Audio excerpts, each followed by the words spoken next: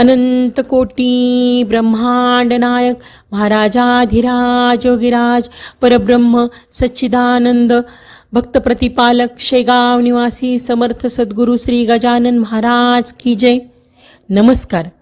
आपल्या गुरुस्तुती या चॅनलवर सगळ्यांचे स्वागत आहे।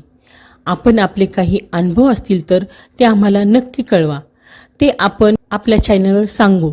तसेच आपल्या चॅनलवर येणाऱ्या व्हिडिओबद्दल तुमच्या प्रतिक्रिया सुद्धा कळवा। तुम्ही आम्हाला कमेंट किंवा डिस्क्रिप्शन बॉक्समधल्या आयडीवर ईमेल करू शकता। आपल्या चॅनलला सबस्क्राईब करा आणि व्हिडिओला लाईक आणि शेअर करा। धन्यवाद। हा अनुभव आहे सौदाळेवरून, तालुका देवगड, सिंधुदुर्ग। लक्ष्मण चिंतामण ताम्हणकर या दादांचा। दादा म्हणतात, तुझ्या कृपेचे महिमान आगळे सर्व साधनाहून। जय गजानन। श्री गजानन विजय ग्रंथाच्या 18व्या अध्यायात भाऊकवरांना झालेल्या फोडाची कथा हरिभक्त पारायण दासगणू महाराजांनी वर्णन केली आहे। व्याधीने त्रस्त झालेल्या भाऊकवरांना महाराजांच्या कृपेने दिलासा मिळाला हे सांगताना दासगणू महाराज म्हणतात, फोडास लाविता अंगारा तो तात्काळ फुटला खरा, येऊ लागला भराभर पू त्या श्रोते फोडातून, एक घटका गेल्यावर पू गेला निघून पार, पहा किती आहे जोर समर्थांच्या अंगाऱ्याचा। भाऊस निद्रा लागली, व्याधी पुढे बरी झाली, हळूहळू शक्ती आली, भाऊ झाला पूर्वत। हे जे वर्णन आहे ते मी माझ्या जीवनात प्रत्यक्ष अनुभवलं आहे। साधारण 1962-63चा तो अनुभव आहे। तेव्हा मी इयत्ता 7वीत होतो। कोकणातील देवगड तालुक्यातील सौंदाळे हे आमचं गाव। तेथून 8 किलोमीटर अंतरावरील पडेल येथे माझ्या मामाच्या घरी मी शिकण्यासाठी राहत होतो। एक दिवस माझ्या डाव्या पायाच्या पोटरीवर एक लहान पुरळ अगदी बारीक फोड होऊन त्या भागात खूप खास सुटली। वाटलं बारीकसा पुरळ आहे, ठीक होईल, पण प्रत्यक्षात ते दुखणं आणि त्याचा आकार वाढत गेला आणि 2-4 दिवसातच पोटरीवर त्या ठिकाणी चांगलं लिंबाच्या आकाराचं गळू झालं।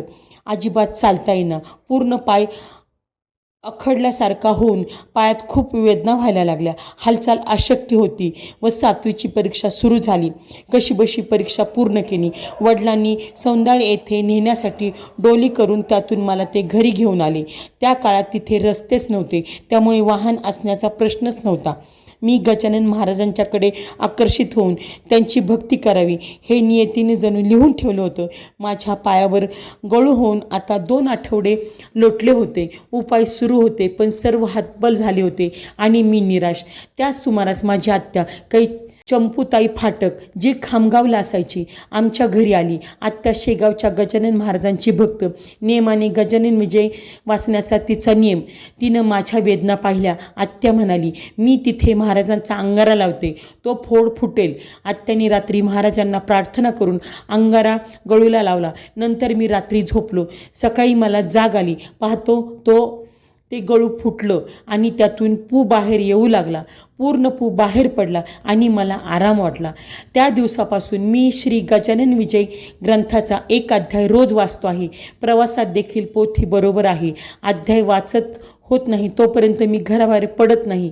आज या गोष्टीला 55-56 वर्ष झालीत, पण त्या 15 दिवसात मी ज्या वेदना भोगल्या त्या आठवणी आजही ताज्या आहेत आणि गळू झालेल्या त्या जागेवर जेव्हाही नजर जाते तेव्हा गजानन महाराजांच्या विषयी श्रद्धा माझ्या मनात अधिक दृढ झाल्याशिवाय राहत नाही।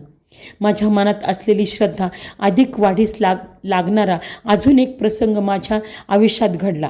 1974च्या सुमारास मी लग्नाच्या बेडीत अडकलो। माझी पत्नी सौ उर्मिला लक्ष्मण ताम्हणकर ही जिल्हा परिषद शाळेत शिक्षिका होती। मला एकूण 3 मुलगे।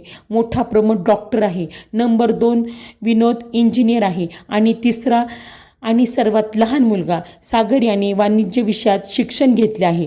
मला आठवतं 1982 सालची गोष्ट। सागरच्या वेळेस उर्मिलाला दिवस होते। कणकवली येथे डॉक्टर नवरे यांचा दवाखाना होता।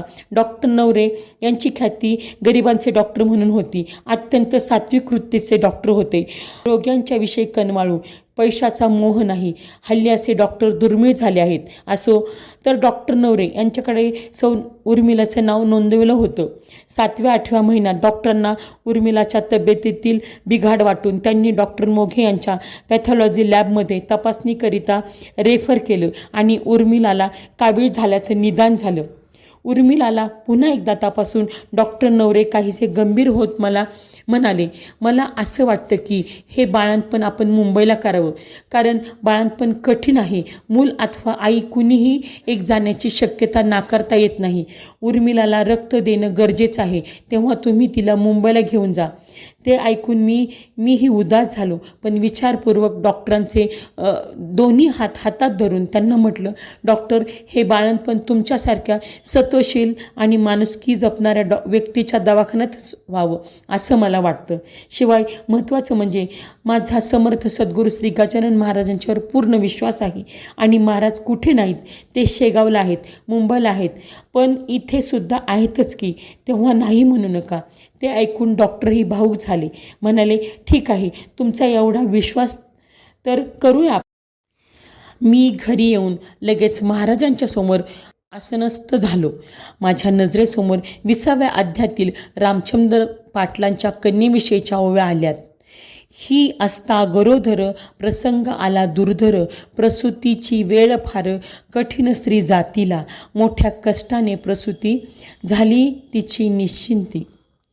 मी महाराजांना हात जोडले आणि पाणवलेल्या डोळ्यांनी त्यांना म्हटलं, महाराज, आज तसाच काहीसा प्रसंग उद्भवला आहे.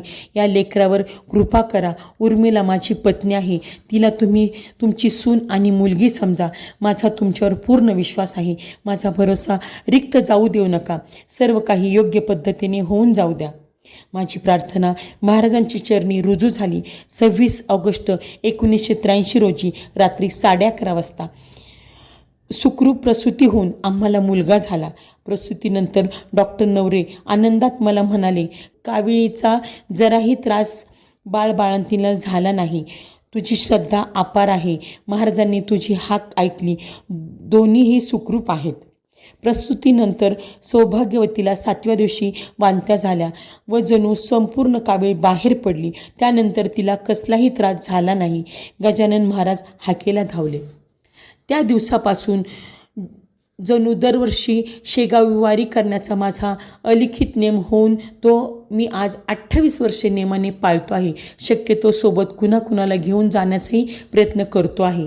मी लक्ष्मण ताम्हणकर, ज्या माझ्या खामगावच्या आत्यामुळे मी गजानन महाराजांचा भक्त झालो, ती आज हयात नाही. ती जर आज असती तर तिला हे सर्व पुन्हा ऐकून खूप आनंद झाला असता आणि तिने मला भरभरून आशीर्वाद देत म्हटलं असतं, लक्ष्मण, तुझ्या फोडापासून तर बाळंतपणापर्यंत सर्व वृत्तांत ऐकला.